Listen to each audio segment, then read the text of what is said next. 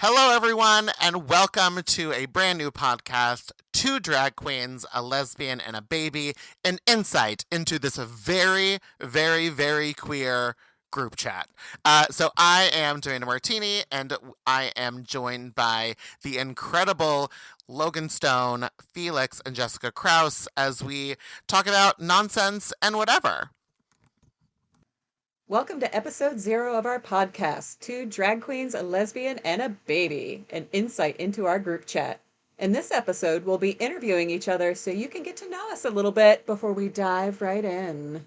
All right, so my portion of this fun episode 0 interviews and introductions, I have the pleasure of talking with my dear friend Jessica Krause. So, Jessica, my first question is, give just a little quick intro of yourself, maybe a little background, your family. Again, not too deep, but what you're comfortable with sharing. Of like, I don't know, who do you live with? Where did you grow up? That kind of stuff.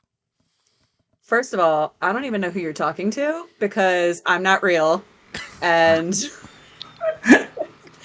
talking to an invisible Relatable person content. as as the lesbian of two drag queens, a lesbian and a baby. I'm just like an empty space. Um I'm Jessica Krause. I do acting, modeling, what else do I do? Cosplay, all sorts of nonsense. In my everyday life, I case coordinate for people with developmental disabilities. Let's see, what else did you ask me? I live with my fiance Stephanie and my son Soren. We've been together. I know, so gross. Do you know what I hate though? Do you know what I hate? Don't Um, I? Uh, yeah, so that's pretty much me. I'm here, there, and everywhere, and nowhere simultaneously. Everywhere and nowhere simultaneously. All right. So, what is your nerd origin? What's the first fandom you remember falling in love with? How old were you? I Because we're all think nerds here. what? What? What? Who? Who Where? type Ex- was this? Exit the chat right now.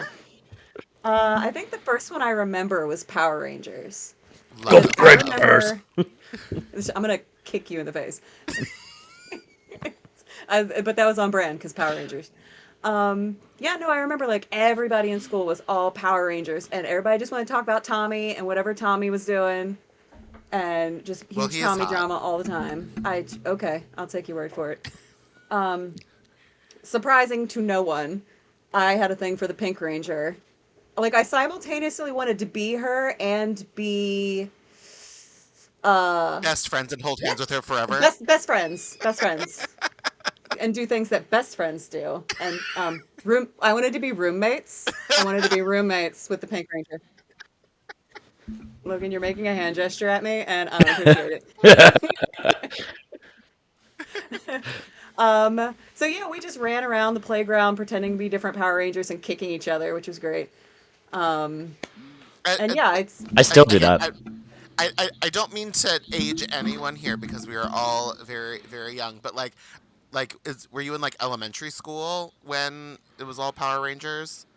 I mean, I definitely remember it being in elementary school, but you can't really go by me because I don't always get obsessed with things in the appropriate time period. Like sometimes I come late to things and suddenly I'll be obsessed with a show from like 10 years ago that literally no one remembers and I'm just finding it and I have no one to talk to about it. But I Oh, think I was actually on it for the Power Rangers. oh, yeah, so yeah, I'm a few years older than you, and Power Rangers like became a thing when I was in like 5th grade. So you were probably in like first grade kindergarten. I'm not that much young. I'm only like a couple of years younger than you. Yeah, yeah, yeah, I yeah, believe so. Yes, yeah, yes, yeah. ma'am. Yes, Yes, ma'am. yes. All right. Anyway, so we are definitely going to hear more about Xena as we progress through our planned rewatch. So I don't want Who? to dig too deep into your Xena feelings because we know that they're going to be coming because you're going to be our Xena expert and talking all about it. But what other fandoms do you follow? Currently, or just have I ever? Like, well, in general, like, what are some of your other favorite things Well, in fandom? I was super into Buffy. That just makes sense. It does make sense. Loved Felix. Felix is the contradict. It does make It sense. does make Um, sense. In fact, she did love Buffy. well, I mean, I had a bigger thing for Willow and Tara, which, I mean, just that the part in the song, Spread Beneath My Willow Tree, that is the Yes, funniest line in a song I it's have Oh. ever heard ever. it's extremely gay, Like, extremely gay. the first time I heard that song, I rewound that part. Yep, rewound that part at least like 12 times because I was like, is that what she said? Are those the words to the song? Because if so, what are we trying to get away with here? We all know what they were trying to get away with there. That was great. So Buffy, I can't think of things off the top of my head, but I feel like the like really popular shows, whether I joined them on time or late. Well, yeah, so like we see each other a lot at Trek conventions, so you like Mhm. Trek? I do. Yeah, I got into Star Trek super late. I was introduced to Star Wars first just because my older cousins were like, sit your little behind down. This is what we're watching. And I just never had anybody. That's how I come to things. People sit me down and make me watch things, is how Yep. I learn about the world. And no one sat me down or sat on me and forced me to watch Star Trek until like an adult when I weirdly started getting invited to all these Trek conventions and I had no Trek anything. And I'm like, guys, why do you keep inviting me to things that I know nothing about, that I Because you're have no fun. cosplays for? I yes, as True an statement. invisible person, as an invisible person, I'm quite entertaining. So I was like, I guess I should maybe learn about this a little bit. And I started watching these different Star Trek things. And I'm like, oh, this is awesome. Okay, all right. So I came extremely late to all of it. Well, that's cool. But I know that you've also watched other sci-fi shows. There, Hmm. what other ones have you enjoyed? Oh, Stargate, Stargate Atlantis, Stargate Galaxy, which I just found out that Stargate's coming back after 15 years. They're bringing it What? back. Yeah, no, I found out yesterday. They made an announcement and it's like a legit thing. It's not like an AI deepfake nonsense. Like It it's better not legit. be. It's not. No, Stephanie and I sat down because again, this is how I learn about things. Stephanie was like, "Come here, sit down," because that's how we are. And she was like, "Watch this," and she played the thing, and yeah, no, it's coming back. I don't think it has an actual start date or anything yet, but like the producers and everybody were talking about it. And it's not a reboot. It's not a whatever. They said it's a continuation. Like it's Oh, literally just supposed to be like j- j- Stargate from where they left off 15 years later. oh, that's fun. Yeah, which is what I would prefer. So I'm not sure if they've confirmed any who all is going to be there or not. I would hope so, because that just wouldn't even make sense if she wasn't in it, right? Um, they were showing like different Zoom calls. I was watching this on YouTube. They were showing different Zoom calls with like the producers and stuff, and I only learned the females' names because I only care about them. Um, but the guy who played Fair enough. the Fair guy who enough. played what's his name, Jack, like the main dude, he was in on a lot of the Zoom Yeah, calls. Oh, MacGyver. really? You know, Cool. I thought he was done MacGyver. with Stargate. Well, I mean, in fairness, Stargate was done. And we'll know, But but like yeah, he was done like before like Atlantis and before Galaxy. Like he was only in SG-1, wasn't he? And like he had like one episode like occasionally. yeah. But I mean, he was in on the Zoom call, so I don't know if he's just consulting or if he's going to be in it or what. I guess we'll Hmm. find out. But I'm very excited about that. Oh, that's fun. And also, you're very much into lesbian fan fiction. Yeah, Way I I love that Oh. to out her like that. you're like, let me be your brain because you asked me a question and I went, I don't know, and you're like, let me tell you what you're interested in, and I go, Right. yeah, Stop being questions about Jessica and more demand to being like, so this is what Jessica is. Just so you guys know, because she forgot. It's helping an interviewer with your notes because again, it is hard coming up with answers on the spot sometimes. right, because you knew what questions you were going to ask me. I had no Right, idea. I didn't have time to prep to right. prepare. You know, Okay, hindsight 2020. Maybe we should have sent each other our questions. yeah. Well, It's no, more this is Demand more did fun. not want that to happen. it's more fun to watch us struggle. Yeah, I love a you know good what? struggle. I've read a fan fiction or two, a lesbian, Uh-huh. as we like to call it, the seesawing. Um, French fan fiction. Got it. yeah, no, I read a lot of lesbian fan fiction, predictably Xena, but also other nonsense. As we've discussed before, sometimes in whatever show I happen to be watching, if there's not a lesbian or like queer lady character on it, which what are we even doing? What is this timeline we live in? Because why am I watching a show without a queer woman on it? I don't understand. I don't like it. Opt out. I'm D- upset. I'm leaving the Unsubscribe. chat. Ugh, Unsubscribe. Fully gross. unsubscribe. Gross. So, in that case, I'll pick whatever hot lady I am attracted to and just decide that she is attracted to women in some way, shape, or form. In my brain, she might be full lesbian because, yup. Or I'm like, all right, you're like 90% straight, but for me, you'll make an exception. I understand. I Uh, understand. uh, uh, I was gonna say your most recent obsession was from a medical drama. Yeah, so this is one of those ones where I came late to the game where I like okay, The Good Doctor I think ended in well, it ended in 2024, I think the last episode. So I wasn't as far behind as I usually am. But the show was off the air before I discovered it. So I marathoned it, became obsessed with it. They don't have any queer women on the show, which I if the show was still on, I would make more of a You'd be about it. writing very strongly worded letters too. I would write half of a very strongly worded letter, and then my ADHD would kick in, and I wouldn't do anything else about it. You just wouldn't But I send would want it. the thought would be there. The feelings would exist. Hmm. And that's valid. Thank you for Your validating. feelings are Feelings valid, here- Feelings Jessica. is my They're only hyperlink. validated now because a white man told you. You know what? I felt the power. I oddly see enough. you. Like, I hate it, but also I felt oddly seen. But also, I will say, in Jessica's defense, on The Good Doctor, she showed me pictures of the woman doctor. Okay, That we're gonna give her a name, and I'm gonna interrupt you for a second because yeah. we're not calling her the woman doctor. That's what we're Well, not gonna do. I just don't know what it is because I've never watched the show. I know.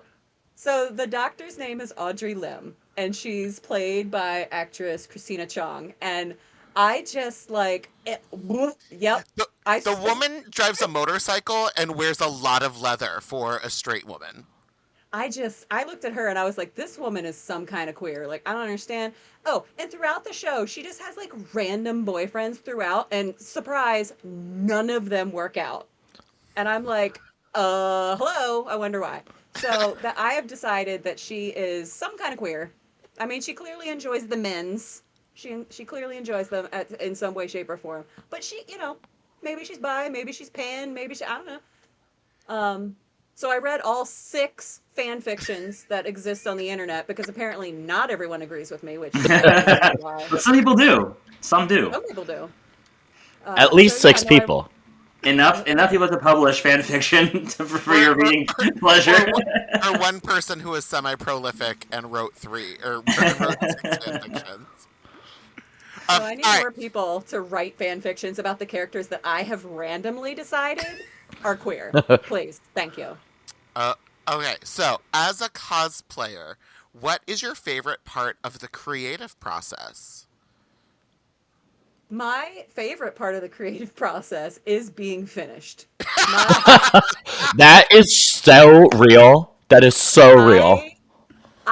You do not want to be anywhere near me when I am trying to create a cosplay. There is cussing, there is crying, there is throwing things.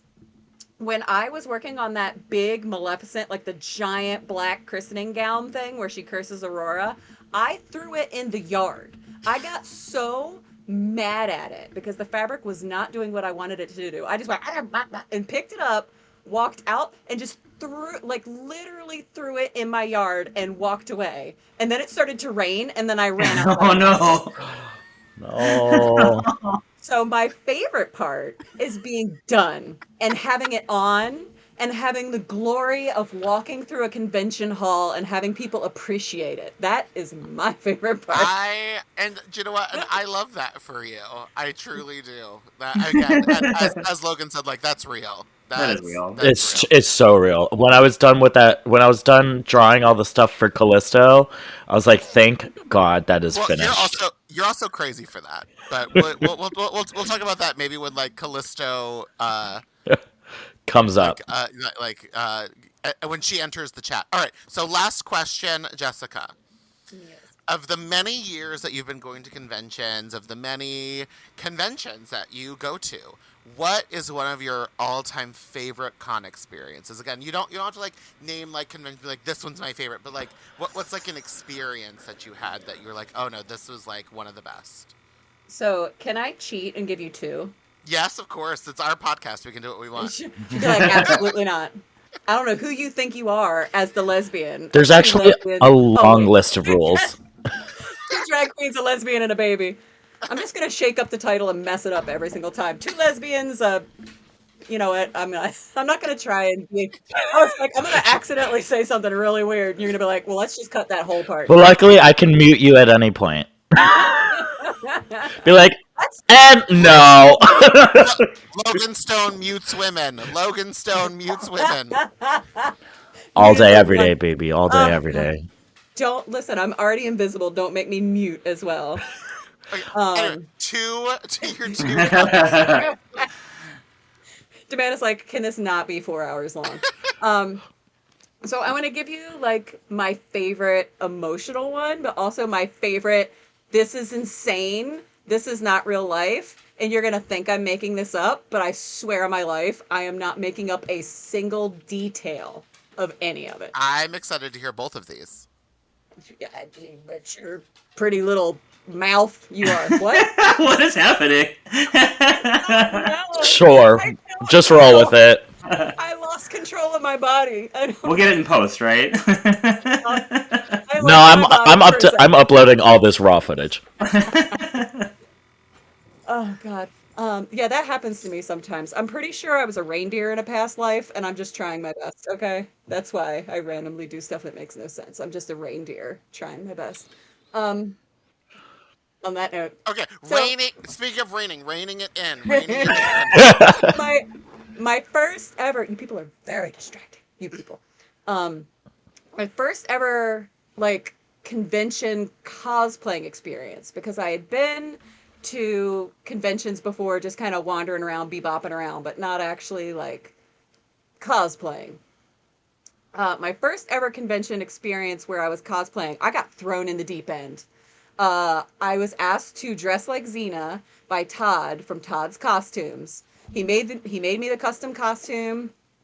Took me to the convention with him. I think it was WonderCon was the first one.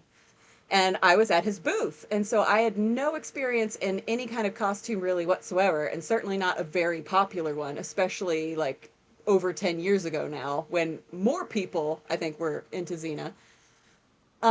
So I'm standing there, and I had this like long line of people to get a picture with me, and I'm like, I don't know what to do here.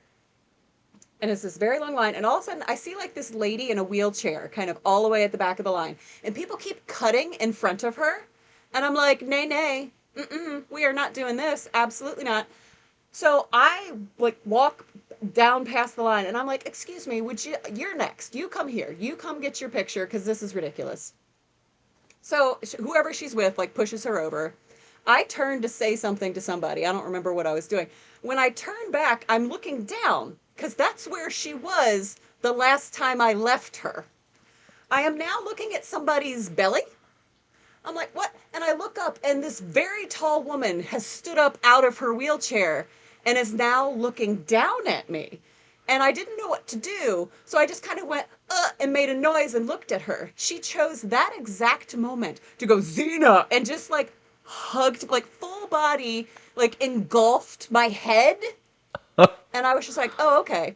So this woman now has me, like my head is in this lady's chest, like in between the boobages. And I'm like, I'm going to die.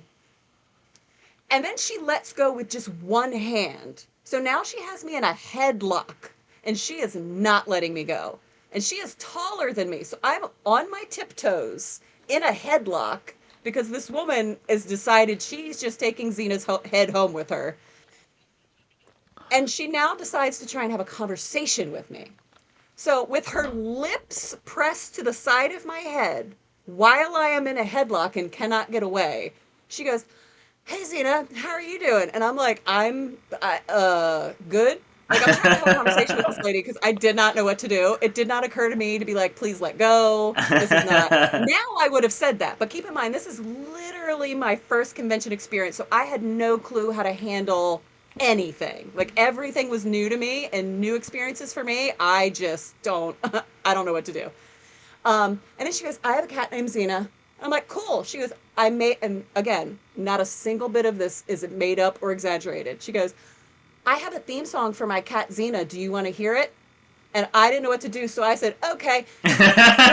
with, with her lips pressed up against my ear, she goes, "Xena the kitty is the best kitty in the world, best kitty, Xena." And I'm like, "What is happening?" So, I think we just found our theme song. Xena the kitty. so finally, now keep in mind, I had a Gabrielle with me at the time. The second she saw this happen, she went, "Nope," and just walked away. She didn't help me. Worst sidekick ever. She was awful. She went and she just was like, "I'm gonna get a coffee," meh, and just walked off. Finally, other people intervened and got this woman to let my head go. And we took a picture and she left. But that was my first convention I of, am and obsessed. Xena. Oh, the kitty. Demanda, I can't believe that you did that to Jessica in your first meeting. Giant woman. and so for whatever reason, I was like, I'll just keep doing conventions after this. Sure, yep. Formative memory. I very, very quickly learned how to deal with people grabbing me because, as a woman in cosplay, I do get grabbed a lot. And especially, I feel like some characters tend to get grabbed more than others. I don't know. Probably. So I definitely have over the years perfected how to keep people from grabbing me or being at least very assertive if you do catch me by surprise and are able to grab me. But that's a whole nother answer to a question. So that was my favorite, like, silly, ridiculous. My favorite, yay, aw, is every once in a while, because Xena meant a lot to a lot of people. And a lot of people say Xena saved my life. Like, they were in a very, very dark period of their lives where just watching the show gave them comfort and maybe gave them hope to keep going, which is, wow. And so sometimes, dressed like Xena, not everybody has had the chance to go to like a Xena convention or to have met Lucy Lawless like at a different convention or somewhere. So to some people, me dressed like Xena is the closest they've ever gotten to the character. Like, they know I'm not Xena, I know I'm not Xena, we're all aware. But it's just something about it. I'll hear like a sniffling noise nearby and I'll turn and I see that somebody's looking at me crying. And Aw. again, the first time this happened, I didn't understand what was happening. Like, I was so confused the whole time. It's happened enough times now that I know what's happening. And I'll just open my arms because they don't know, they don't know if it's okay to come talk to me. They don't know. And the second I open my arms, most people come running at me and they hug me and I hug them back. And I try really hard not to hurt them on my armor because I'm pointy everywhere. And I just hold them and they cry and they tell me the things that they've always wanted to tell Xena. "Thank you, you saved my life." Like, it's a really intense moment and it's really cathartic for them.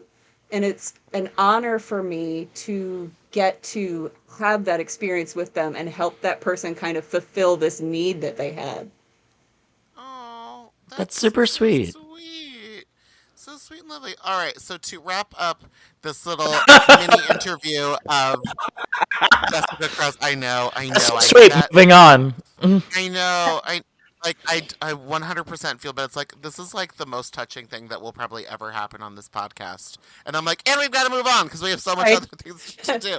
But That was great. Go back to being quiet. yeah, but Jessica, since this is our episode 0, where can people find you personally online? So I'm super creative. I'm Jessica Kraus most places. On Facebook, I'm Jessica Kraus Xena Cosplay. On Facebook, I just said that twice. Instagram, I'm just Jessica Kraus. And those are the two I really use. I exist other places, but I almost never check them. All right. Like, I'm Xena's wife on Tumblr.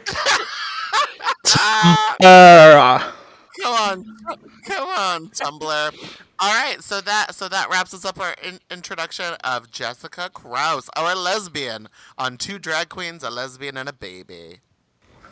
so we're gonna go ahead and move on. Our next interviewer is me, Logan Stone, and I have the pleasure of talking with Demanda Martini today. Ah, And I'm gonna steal your first question. It's actually not one of my ones that I have written down, but I didn't even think of it. Can you introduce yourself, Amanda? That also was on my list of questions. So I'll be adding that. so hi, hi, I'm Demanda Martini. I am a drag artist, cosplayer, theater artist. I do a lot of different things in sort of online spaces. I do a lot of, especially X-Men podcasts. So I've guested on a lot of things. Over the last, especially like 5 years, since lockdown and all of that stuff, when everyone has decided to start a podcast. But I'm mostly known as an X-Men person, but I do enjoy a lot of different things. But yeah, Perfect. that's me. All right, so my first question is also very similar to your other question, but I mean, I feel like we're all going to have very similar questions here, but it's slightly different. So, my first question for you, Mandy, is what was your gateway fandom, the one that made you go from casual fan to I am obsessed? So, two-part questions. Like the first fandoms that I remember being in were Star Trek and Star Wars, because those are things that my dad was into, and I remember Right. watching like movies and TV shows. So like I was like into them and like watching them, but like the fandom that like made me like obsessed was I well, I take it back. Also, like Wonder Woman was very important to me. I know for people who see pictures of me, like when I do podcasts online, they usually typically see all of my X-Men stuff behind me. But if I could flip the camera around, like my entire desk is covered in Wonder Woman stuff, mostly Gotcha. because Wonder Woman was like for the longest time the only female superhero that had any kind of merch or recognizability or anything. So I really latched on to Wonder Woman. But again, truly the thing that like turned me from like, oh, this stuff's kind of fun and I like watching these things, was X-Men. Like X-Men made me like fully obsessed, fully immersed. But I think that's also because I was probably like 8, 9, 10, like in that age range where it's like I had like a little bit of like allowance money that then I could buy things that I wanted. So like Right. I could go to the comic book shop and like buy comics weekly and stuff. Um, but yeah, X-Men for sure. Excalibur and like specifically, which is an X-Men spin-off that was from like 1998. I believe the last one was like 97, I think was like the last issue, but like my big time was like 91 through like 95 was like my big Excalibur stint. Gotcha. I wasn't born yet. Wait, what, for real? 93, baby, 93. You were born in 93. Yeah, So, so you went through your stint in 91, and I was I, just a I twinkle in was my mother's eye. in 1993 is like probably like when I was the most like ingrained in the X-Men stuff. Like, cause so like a lot of the silly characters that appeared one time that I do a lot of cosplays of. Like for the most part, they appeared in one issue in 1993. It was a big year. Well, you know what? I'm actually going to skip ahead to that question now that you brought it Okay. up. So, my next question for you is you are famous for your Z-list cosplay references.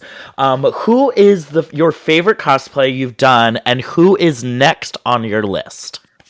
So, I've always loved the character of Tangerine. Again, appeared in Excalibur in 2 issues back in 1993. She is from the Days of Future Past storyline that happened in Excalibur.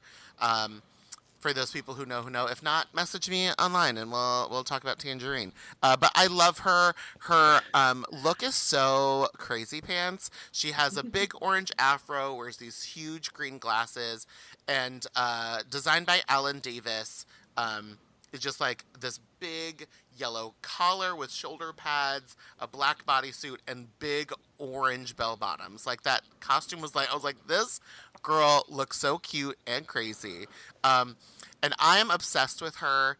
And I love that when Jessica, bless her, took images of my Alan Davis design costumes to go see Alan Davis himself, he did say that Tangerine was one of his favorites as well. So like that makes me very, very happy inside.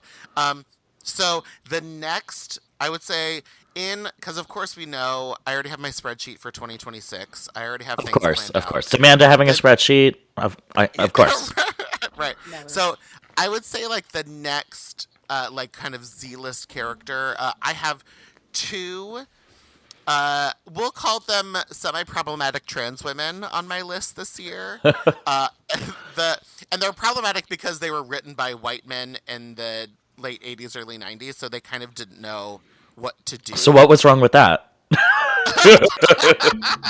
Right, right.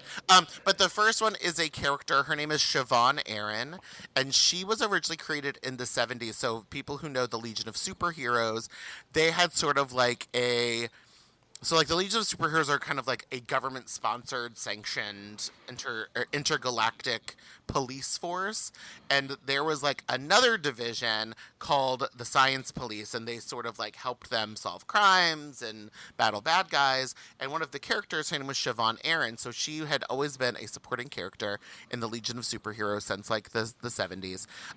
But in the early 90s, we find out that she is in fact trans, and before they could like really dig into that story and figure it out, there was an editorial mandate to sort of not talk about it anymore, and then they had the full DC Comics reboot 0 Hour, and she was kind of never brought up again. Oh no. Jeez. Yeah. Okay, as like a follow up to that, all right. If you had an unlimited budget, what truly ridiculous hyper niche character would you bring to life? Like Well, no holds bar. Like physics isn't even a problem.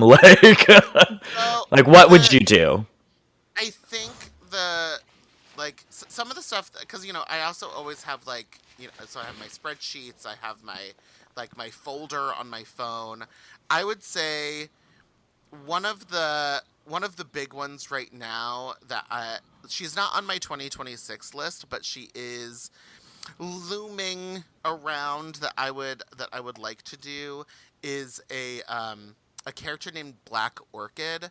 She's kind of a golden age, silver age character that they keep trying to like make happen. The crazy thing is that in her comics she is actually never seen. Like so she's a master of disguise. And Oh, so what would happen is turtle, sort of turtle. like these sort of like murder mysteries would happen, and there was always like a background female character who's like the secretary or like some woman walking on the street, and like the people who like the main action happens, and then like the protagonist will show up and the bad guy is tied up with a black orchid next to him. Like you kind Oh, of like never really saw her, but she has this ridiculous costume. Even though like she, especially in like those early stories, you never really saw it. It wasn't until later when the now problematic Neil Gaiman and whatever they did like the Vertigo series, and she gets it. DC Comics and comics in general gets very complicated, but she has a really like crazy costume where it's like these circle patterns on like these kind of bat wing things, and I'm trying to figure out how to like make that pattern on fabric to match like a bodysuit. Because like I can't just have like a dye sub made because I need the bat wings to be like right. that exact fabric. So it's like how do I want to like make that happen? Or it's like, do I just get the fabric made on like spoon flour, which is very expensive? Right. Because like getting just like I would say 5 yards on spoon flour, it's like 150 like $200 when you do like custom fabrics. And Gosh. even then, Ooh, yeah, that's a lot. it's not like double-sided fabric, so I'd have to like double that in order to get like both sides of like the wings. Anyway, Black Orchid is, I would say she's one of them. Just very complicated, trying to figure out. But like this year, I've done two of the ones that have been on my list, which were Gatecrasher and Big Barda. Here I thought you were just gonna say the crystalline entity from Star Trek. I mean, the crystalline entity is coming, hopefully, to Farpoint. But I mean, the thing is that if I had no budget, I'm like, no, baby, we're already budgeting out what I need to get for that. So it's like there's no question in that. Like that's already being like planned out currently. So many stones, so many rhinestones. Oh, so many rhinestones, all the rhinestones. Listen, All right, so Amanda Martini is not concerned with things like physics or will this stay on my foot. Like she is not unconcerned. We'll figure that out later. Fitting through a doorway, walking down a hallway, not a problem. We'll figure that out later. Right. We'll figure that out at the con. And will, thank you. Okay, Mandy, so we've been to a ton of conventions together over the years, you know. Mm-hmm. If you could build your dream convention, who would be your top 3 guests you would want to have? Oh, okay. So Linda Carter, absolutely. Well, that makes sense. That makes sense. Yeah. Would love to finally meet Linda Carter because she's local here in DC. Like the thing is, I think one of the reasons that she doesn't come to AwesomeCon is because I think she knows like what a spectacle she could create. Probably. But yeah, she lives in Montgomery County. She's over in like the Potomac area. Oh, way to just oust her. I mean, maybe you can Google that. It's on Wikipedia. That's I'm not giving fair. you her address. Like it's like she's local to the DC area. Someone else that I would love to have it. Oh, Alan Davis. I have not gotten to meet him yet, although now he's seen my work, so I would absolutely love to meet him. I'm trying to think because I've met a lot of like the voice actor people that I've been obsessed with. So like I'm trying to like like spread it out. Like I've met Denise Crosby. Oh, I love her. Yeah. She was so lovely. I'm trying to think if there's anyone else. I'm like quickly. Because, like, unfortunately, Carrie Fisher is no longer with us, or obviously she would be on the list. I'm looking at, like, all of my nerdy shit to see if there's anybody that I'm missing, or... It could be somebody you've also worked with before, too. I'm just... I mean, I guess, like, because I haven't met him before, but, like, Jim Lee... Like Jim Lee would be somebody that I would also like to meet. He's another artist. He's currently, I believe, the editor-in-chief at DC Comics, but he got his start doing Marvel and like broke big on the Uncanny X-Men in the late '80s and early '90s. Gotcha. But he's incredible. Would love to meet him. Again, I've met Chris Claremont. He definitely gave me a crazy look, which I'm kind of obsessed with my Chris Claremont interaction because it was so random. Okay, so really quickly, Chris Claremont, for those people who may not know, he is like the engineer of the X-Men. Like the X-Men that we know and love today comes from his iconic decades-long run on the Uncanny X-Men. And I got to meet him at my first Uncanny experience, and my dream was to always dress as, there is an image from this comic right here, Uncanny X-Men 256, where Betsy is having a Betsy Braddock, aka Psylocke, is having a flashback to when she was a blonde. And so I was like, oh, I'm going to be blonde Betsy, and I'm going to meet Chris Claremont. It's going to be amazing. And I wore my breastplate, and my tits were out, and I looked incredible. And I had someone come up to introduce me to him, and like he kind of looked at me, and he was like, so, what's this? And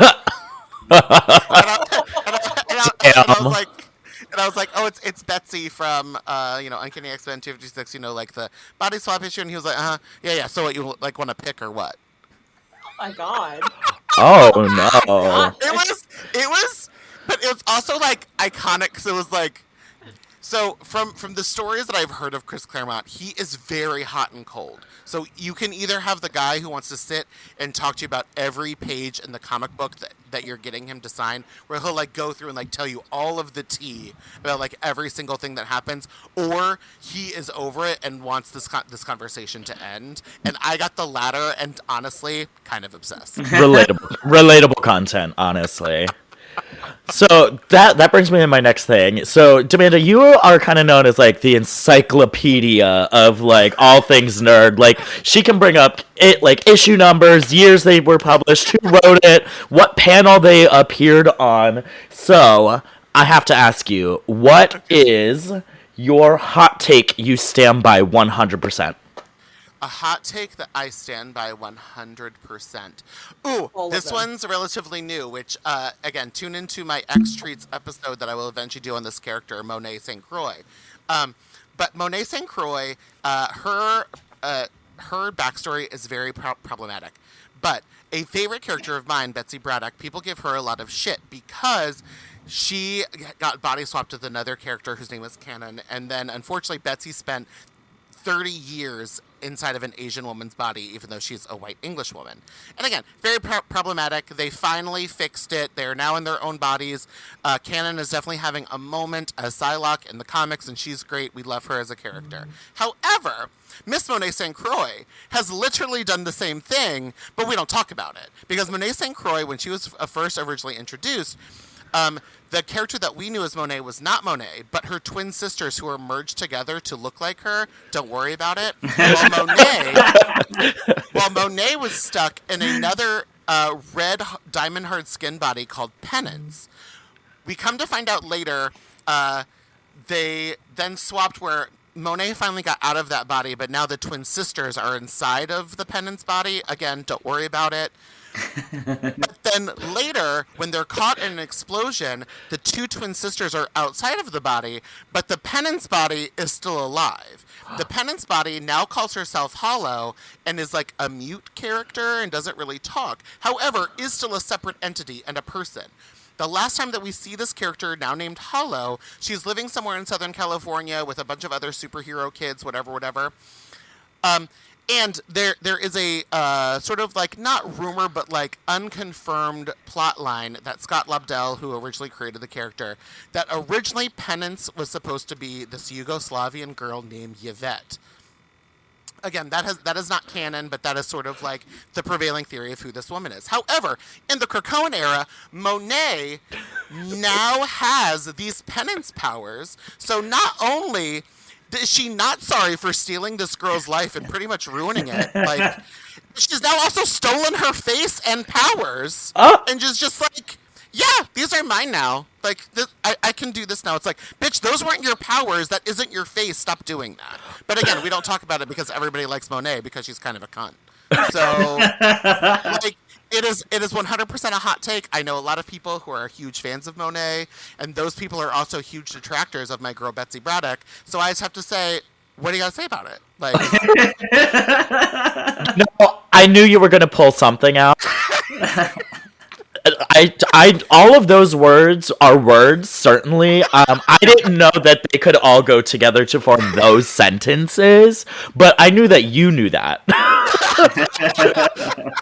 I love that Jessica had to put on her glasses to be like, I'm sorry, what? I heard you talking. I left the conversation. I don't know what happened. All the nerds who are going to listen to this know exactly what you're talking about, and I love that for you. Perfect. I am so excited to do this with you, Demanda, and thank you for letting me interview you. Yes. All right, so this is Jessica Krause. I'm going to be interviewing the baby, Felix. Felix, would you,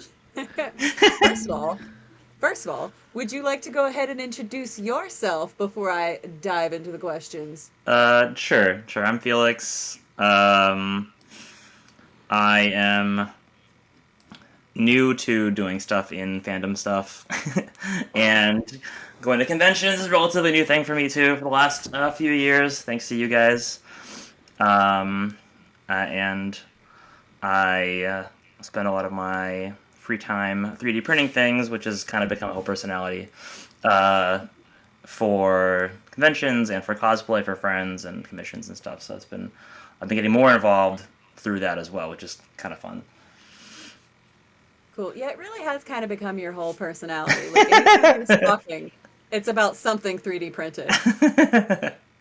But the pressing question, the hot question on everyone's lips is, Felix, why are you the baby? Okay, so realistically speaking, it really should be 2 drag queens, a lesbian, and an accessory.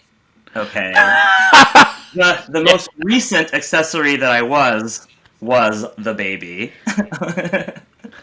When we were doing our group Labyrinth cosplay, and everyone's like, "Oh, you should be the baby." I was like, "Okay, I'll buy a onesie, and I'll wear that."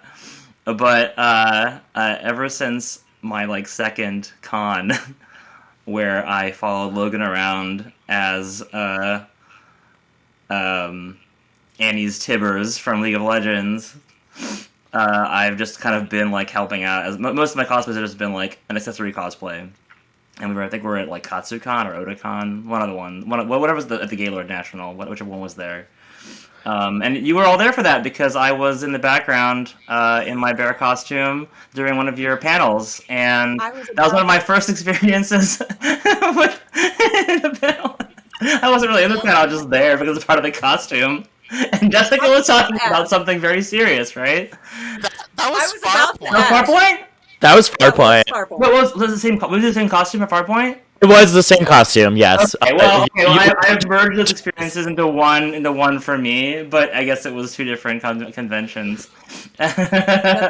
He's literally standing right behind us, deflating. I had a blow up bear costume that the battery died on the motor, and so while Jessica was talking in the panel, I just started to deflate. And everyone's staring at me as she was trying to talk. Yeah, that's what I was going to ask, because I was like, is this the costume where you were slowly deflating? Yes, that was that same costume. I think it might have been the first time we probably trialed it at KatsuCon or Otakon, whatever, and then we did it again at Farpoint because we could, and that happened. So this question is not on my list, but it just popped into my head now based on what you just said. So while that was happening, while we were on a very serious panel, which, by the way, accessory, yes, because Logan literally just stuffed you in a corner. Have you stand there quietly? I did do that. What happened for you to be there? You were not talking. You were not on the panel. I wasn't. There was quite literally no reason for you to be there. I was an accessory. I was part of her costume. That was my role. My job was to be part of the costume. God forbid you would sit in a chair while Logan's talking on a panel. No. Just stand behind her. But so while we're on the panel and I'm thinking of different ways to kill you as you're slowly deflating while we're talking about something very serious, what was going through your head? I was panicking trying to fix the motor on my... Also, time out. We also have to address that that panel was about... I don't even remember what the actual topic was, but another panelist, so it was me, Jessica, Logan, and then Natasha. Yes. Who was on that panel. And Natasha, who was a newly out trans woman, was talking about something very, very serious. This was not a silly, goofy, funny time. And it was so fucking funny. And it was so awkward. But anyway, okay, so now Felix, please continue. What was going through my mind was I was panicking. I was like, oh no. I'm literally, you can't see my hands. I'm obviously not recording the video, but I'm trying to hold it up and trying to grab the motor and make it go. Is the battery dead? I don't know. I was yeah, full on panic mode. And then it was too late. And then of course, because it's a blow up costume, so eventually my head pops out of the top of the the bear. And I'm just hi. sorry that I'm here. Sorry that this happened. Hi, I'm Felix. Totally Sorry that I'm inappropriate. here. Not my intention. So that actually was kind of one of my questions of what was your weirdest, funniest Comic-Con moment? Was that it, or has something else happened, like something weirder than you quite literally deflating in a corner while a trans woman is telling something very heartfelt on a panel? No, that was definitely it. I mean, I also really enjoyed that first far point where was it the same far point when we did the number or the year before after that the far point where we did the group number the Barbie stuff where I made the Barbie badges for everybody. That was the following far point, I Oh think. yeah, I mean that one also was really like goofy and fun because I was just like again an accessory for all the drag queens that were performing on stage, and they just used me as they wanted in their various numbers. And in the group number, I was just dancing on my own in the back as a Ken character. It really defines my role at these conventions when I'm not selling things. Listen, you understood the assignment, okay? Sometimes I have to be What? told the assignment, which is also like why I'm baby as well. I need to be given very explicit direction to follow. So Several I recognize times. that about myself, and that's I know who I am.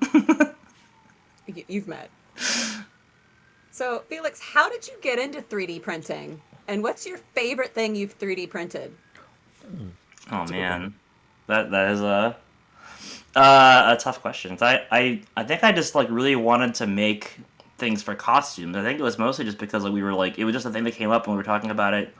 I think just like Logan and maybe Amanda, we'd like, well, wouldn't it be cool if we had like access to just like things all the time randomly that we needed without having to like go find them?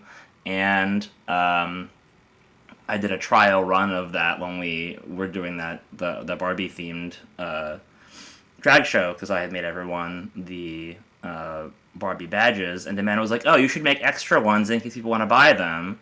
And I did, and everybody wanted them at Farpoint. So then I was like, "Oh, people want to buy my stuff. Maybe I should start selling things." And now I have a whole like 3D printing business that is slowly being worked on. We have a little bit of profit for the year, so that's nice. But I think favorite thing that I've made. Probably, we went to Uncanny Experience this year for the first time, and the writer for Magic was there, and we had the plan to do a Magic cosplay for Logan, and we 3D printed a sword, like Magic sword, to get and then have it signed, and that was really exciting. It's actually still in my living room right now, hanging up on the wall, and it was a whole to do getting it back from Minneapolis to DC. Like it broke multiple times. We had to reinforce it. It broke at the convention. We went to we had to order a 3-foot long steel rod to put inside of it to support it, and it came on we had to use DoorDash to get it to us before the show, so that Logan had something to pose with during the con. But I think that's my Thank favorite one you. so far because it was a meaningful print as opposed to just printing things for random things. And I still have my first one too. My first 3D printed cosplay piece. I was at AwesomeCon, I think, and I did a Husker look from Has Been Hotel, and I still have that helmet hanging on my wall too. And that was the first one. It was the first time that I did a cosplay where everybody. Where people knew who I was and wanted to take pictures of me and with me, and I was like, oh, this is kind of fun. I never had that experience before.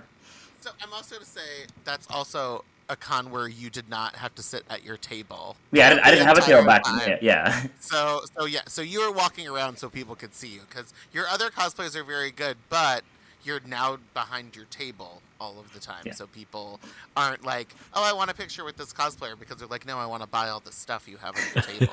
Which I'm also okay with. I think that could be an interesting question for all of us. What's the weirdest TSA experience you've ever had trying to get your cosplays to and from conventions? Because I feel like we all probably have a crazy Titties. story about, you and your titties. Mine would be the sword. Having I've some yet, from Minneapolis to California, then to DC, just to bring me my sword back was crazy. Right, yeah, because Dante had to bring that for us I think he's in Seattle. By the way, he was traveling too, so it moved around a lot before it made it back to DC, and we still had to reassemble it again because it broke again in that time, which not his fault obviously because it was already like falling apart. Mine was a realistic candle the size and shape of a human skull, and that caused that unforeseeably caused a problem when I tried to take it into my carry-on bag onto the plane. I believe that. That's not a right now story. I could see that being a problem. I did not foresee it. Go figure. What is the weirdest 3D print request you've gotten, or have you gotten one? I have gotten some weird 3D print requests that I have turned down because they were things that I didn't think should be 3D printed with the materials that I have on hand and with the kind of printer that I have. I'm not gonna. I mean, I guess I could go into it. I mean, you don't have to name names. No. So there is a 3D printing company that, if those of you who have attended Mid-Atlantic Leather might know exists, that they make chastity devices that are 3D printed. But the materials they use are not what I have on hand. And somebody kept asking, they begged me for like months, and I'm like, I cannot make this with what I have safely for you to be able to use. Sorry. Like, the files exist, I could buy them, they're cheap to buy the files to make, but I'm like, I don't think it would be appropriate, and I don't want to be responsible for any damage that you make to your body from wearing my things that I so I was like, I'm not making that for you. Sorry. Thank you. Good for you for being responsible and being like, no, I don't want to hurt you. Correct. Tell me something. Tell us something that you are really bad at. So long. Just pick something. We don't need a list. I am very okay. This is well established, and you guys all know what it is. I am very bad at time management. I'm working on it. I was ready today at 1:30. Mic tested, camera ready, but it is established fact that I need a lot of direction getting ready for things. Also, partly why I'm baby, because everyone's like, Felix, did you grab this? Do you have your computer? Do you have your laptop? Do you have your microphone? Do you have your camera? Are you showered? Did you walk your dogs yet? You know, it's very like I need a lot of direction, which is also part of why baby's stuck. Of all the accessory pieces that I have been, baby seems to have stuck the most because of my particular needs. I was going to say that what encapsulates Felix as baby the most in my mind is this past FlameCon. Oh, we were walking around. We were going across the street to the Dwayne Reed to get Trulies and water. And Felix is just like, I'm so lucky. And like literally like almost falls over. And we all were like jumped in and like pulled him up. It's like, see, I'm so lucky. It's like, that's not being lucky. That's literally us. I'm lucky to have friends like you, okay? Who keep me alive. Like, that's not luck. But also then the FlameCon before, the year that Logan couldn't come, Wah, so wah. the three of us were in the one room. And like the night before, it's like, okay, Felix, so this is what needs to happen tomorrow. So like these are the times that me and Jessica need to get ready. So we need to fit your times inside these times, and we have to get your booth set up. All of that is accurate. None of that's a lie. I would not deny it. That'll happen just as Amanda said. Complete with those tones. Those tones were used on me as the baby. I love the list that you just said. You're like, did you walk your dog? Did you do this? Did you do that? That was quite literally this the morning. Exact That was this morning. We had today.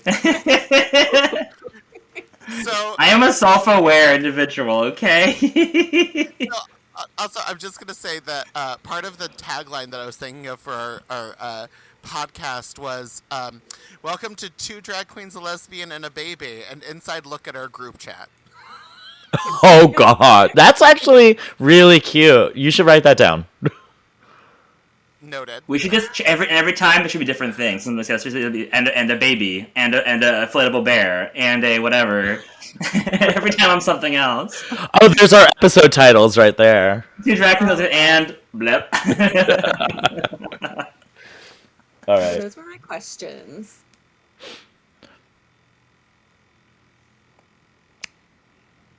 Do you want to do one where you ask him to say where you can find himself Right, yeah. on socials? Sorry, forgot about that. No, No worries. My list is also missing the important ones, like introduce yourself and tell us where to find you. So I get that. Don't worry, Hey, that's why we're Felix. here together. Right. Hey Felix, where can people find you online, both to follow you and to buy your sweet, sweet merch? Buy my sweet, sweet merch. So I can be found everywhere at 3D Infinity DC. .com, for Instagram, my Gmail. It's all the same. Although I have a non-3D, more cosplay Instagram as well, which is Fix It Felix, and the eyes are all ones, but they're all linked together, so the other one's easier to find me on. Right, so I have the pleasure of interviewing Logan Stone, and Hello. I'm going to add the questions that I didn't think to add. Thank you, Demanda. One, please introduce yourself. Tell us a little bit about who you are. Hi, everybody. My name is Logan Stone, and I'm a little bit of a jack of all trades. She does a lot of different things, okay? So my big thing is I am a drag queen, and I am a cosplayer. I am also a violinist. I am also a kickball player. I also am a chemist for the EPA, and I am also very, very, very clumsy. I love to do cosplay and drag, but I also like to trip over things and break myself a lot. So you'll probably hear a lot of stories from me about all the many times I've hurt myself on accident. Let me be clear. They were all accidents.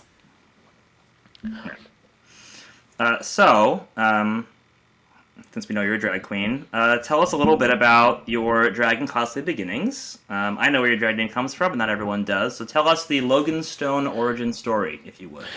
Oh, for sure. So I started doing drag almost 8 years ago now, and that started. I was in college with some friends, and we were coming into DC a lot to like go out like to the gay bars and such. And we were like, it'd be fun is like if we got in drag and like went out on the town a couple nights. And so it started off as like very like, chill. Like I wasn't going to be a drag queen. It was like we were in some mall drag, like like it was not pretty. There are some pictures out there. They have all been archived on my Instagram. You will not find them. Except there is one, but it's like a that was me now. Then here's me now. And then we kind of met some people, and they're like, "Hey, have you ever thought about performing?" And I was like, "Yeah, I guess." And so I got booked for a RuPaul's Drag Race All Stars 3 finale viewing party, and I put together this whole like burlesque number, and that's when I fell in love with the stage, and I was like, "Oh, okay, well, we're gonna be a drag queen now." And so I've been doing it ever since, and that's been a lot of fun. And I'm a big nerd, so a lot of my references do come from some of my favorite fandoms. I want to say, what was like my first kind of cosplay? There's so many that I've done because I started doing cosplay before I was doing drag, but one of the biggest ones that I've done was I did like Mega Ampharos from Pokemon for DragCon out in LA, and that was like a really big one that kind of got me more into like, okay, let me actually do cosplays in drag instead of just like references to them.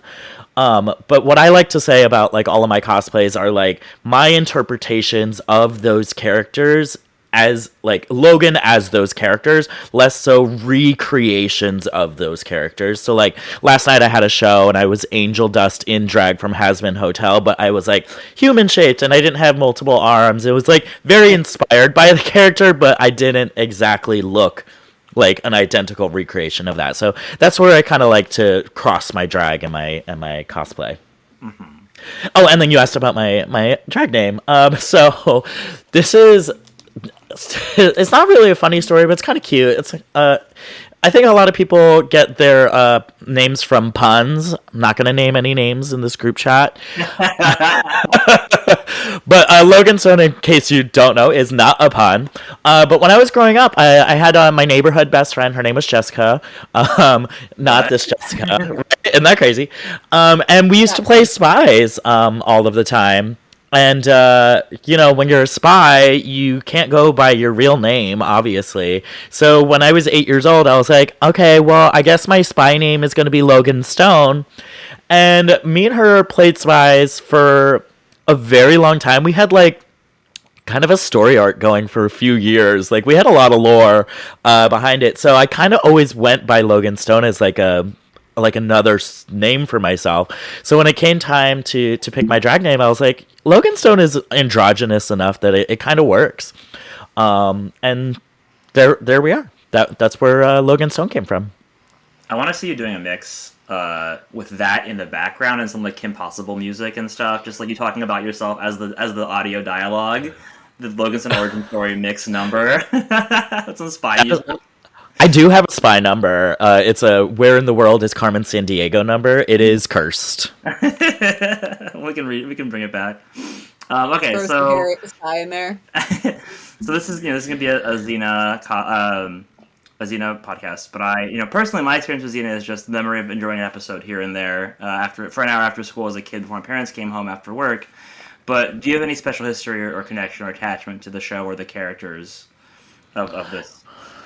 Yeah. So I am really excited to do a rewatch. And by rewatch, I have to say to really watch it all the way through for the first time. Same. Yeah, exactly. I believe that obviously Jessica has watched the whole thing. I believe Demanda has watched the whole thing, but I've never seen it. Demanda hasn't seen it. Oh, right. Yeah, She's the whole reason we started this, because she hadn't seen it, and I was upset, and she had to listen to my 15-hour dissertation on the stuff. I'm the only Xena expert here. You silly gooses. Well, we're gonna be Xena experts by the end of this. You're gonna be. You're welcome.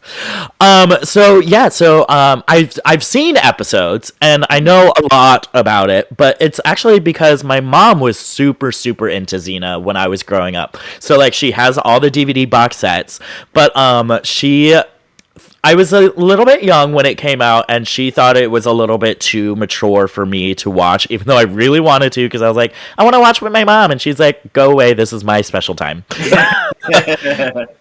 So love you, Mom. So I'm excited to see that. Actually, I have a fun story. I don't know if she thinks it's a fun story or not, but I don't know if you guys remember Suncoast. It was a store in the mall. Mm-hmm. Had that big old red sign, and this was when I think season 6 came out of Xena, and we're just walking around the store, and she's talking to some person, and I find the DVD box set for season 6, and I knew she didn't have it yet, so I grabbed it, and I go running up to Mom. I'm like, Mom, look what I found, and she starts running away from me. So I start chasing her, and I think we're having a fun little game, and apparently I don't think she wanted the salesman to know that she was looking for that and wanted it for some reason. I don't know. I was 6. But I remember her being like, go away. She did end up buying it, obviously. I thought that was hilarious. I should ask her about that. I have no idea why she ran away from me. But yeah, so that's why I'm getting excited to watch this, because I feel like it'll be a way for me to connect with my mom a little bit more. Mm-hmm. And okay, so what do you like to do for fun when you're not planning looks or making mixes? There's other things to do besides planning looks and making mixes. And not breaking your foot and not doing... Right. Well, I spend a lot of time at the conventions, but when I'm not planning a look or doing stuff, I do like to play video games. I'm a big League of Legends person because I hate myself. I'm specifically more Wild Rift. I used to be on the computer game version, but once they put it on the phone and I had easy access to it and I could get through those games in less than 45 minutes, I was like, I like this more. And I watch a lot of TV. A lot of TV, actually. I get through so many shows so quickly. We're doing a NCIS rewatch right now. I'm doing a Charmed rewatch right now. I just started a Discovery of Witches. I'm about to be caught up on Has Been Hotel sometime this weekend. I have the last 2 episodes of season 2 to watch. So yeah, I spend a lot of my time consuming content. That's that's what I do. I fully dissociate and I consume content. If I'm not doing that, I'm usually out at the bar, like hanging out with friends, playing Mario Party. I've played a lot of Mario Party this year, which is crazy. I think I've played it like 3 times this week alone. Yeah. So yeah. Go to the movies, all the usual stuff. Yeah. Okay, so last big question. So now that we've been doing a lot more cons the last few years and doing more traveling, is there a place that if you could go anywhere, you'd really want to visit that you haven't been to yet? Like convention wise, or like just like travel? I guess it can be both. It was originally a travel, but you can answer both questions if you want to make it a compound question. So I do love to travel, as like a part of the previous question, I guess. I do love traveling. I do love going to Disney and stuff like that. I really want to go to Disneyland Paris. I think that is going to be really fun, and I really want to go to Japan. Just like I want to go to Tokyo. I want to have like official ramen. I want to go to every single Pokemon Center that exists ramen over there. From Naruto's ramen shop. Pretty much, yes, yes. Big anime fan as well. But convention wise, I've been to a few, but I really want to go to Dragon Con. That is one I have not been to yet, and I've heard a lot from Demanda about, and a lot from several other friends. And I believe, Jessica, you've been to Dragon Con, right? And I was like, I wasn't sure, and I didn't want to just say. I was like, I think Jessica's been, but I'm not sure. Like all of our big cosplay friends have gone, and except we just haven't gone yet. We have not gone yet, and I really want to go to that one. That one sounds really, really fun. But yeah, so I guess also a part of that would be going to Atlanta, because I have never been to Atlanta either. Same. You guys have never been to Atlanta? I've driven through Atlanta, going to Florida, but I've never gone, and especially as like adult. Yeah, I have not officially gone to Atlanta yet. So also I love the fact that I'm like, what do you mean you've never been to it? Because it's like, oh my gosh, so crazy. But then I forget myself.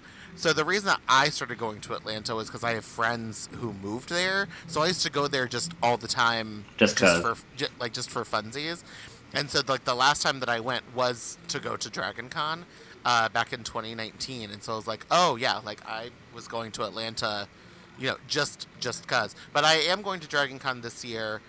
We'll see whether or not it lives up to the hype again, because like the first year I went, or the one other time I went, it was a lot of fun, but it was very overwhelming. Yeah. So we'll see if I still have the stamina for 6 days of of con life. Well, I think it's always interesting too when it comes to con life that the first time you go to a convention is unlike any other time you ever go. Like right. It's experiencing it for the first time is always like, it may not always be the best, but it's always the most interesting. It's like once you start going back to a con, it's like you know what to kind of expect, and it starts to feel like more homely. But going to a con for the first time is always so exciting, and I love that. So I'd be excited to go. Okay, Logan. So tell us where we can find you on the socials, where your next convention is going to be.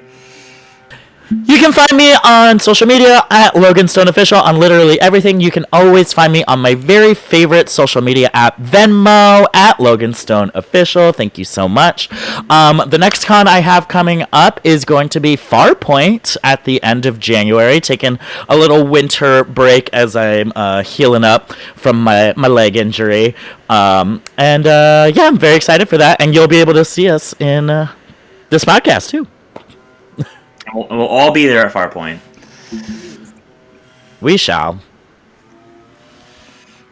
Okay, thank you, Logan. I love that you started screaming about your Venmo. Like, you got so much. Venmo me! I don't care. You can send all of us money at these links. All right. Thank you, Logan Stone. All right. Thank you to our listeners, and join us on our next episode when we start our rewatch of Xena, although it'd be a first watch for some of us. And you can find us on DQLBPOD on Instagram, and the podcast will be available wherever you can download podcasts. This season on Two Drag Queens, a Lesbian, and a Baby, we're going to be starting with Season 1 of Xena Warrior Princess. We're going to be doing a rewatch, or as Felix said, a first watch through, and we're going to be discussing all of the topics that go along with that. We're going to be analyzing every episode, and we are very, very excited to bring you all of this amazing queer content. So thank you guys for joining us, and we'll see you in episode 1.